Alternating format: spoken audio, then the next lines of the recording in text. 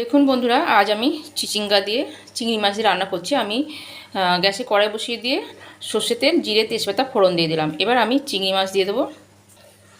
এখানে আমি পরিমাণ মতো নুন, হলুদ, একটু মিষ্টি দিয়ে দিলাম।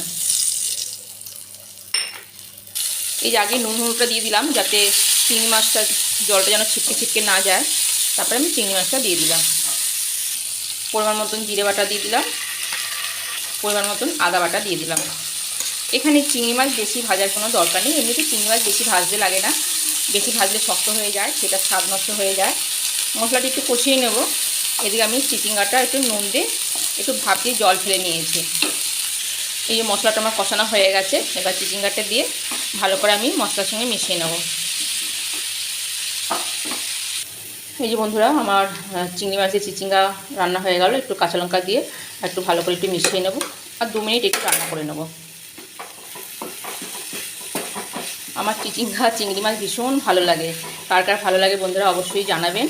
এরকম চিংড়ি মাছ দিয়ে চিচিঙ্গা, তো এটা ভাত দিয়েও খেতে ভালো লাগবে। আর কেউ যদি রুটি দিয়ে খেতে চায়, যাদের অনেক সুগার টুগার থাকে, এই সব জিনিসই তো খায়, আলু খায় না, তাদের জন্য এই দিয়ে রুটি খাওয়া বেশ খেতে ভালোই হবে। বেশ আমার কমপ্লিট চিংড়ি চিচিঙ্গা। অবশ্যই জানাবেন বন্ধুরা কেমন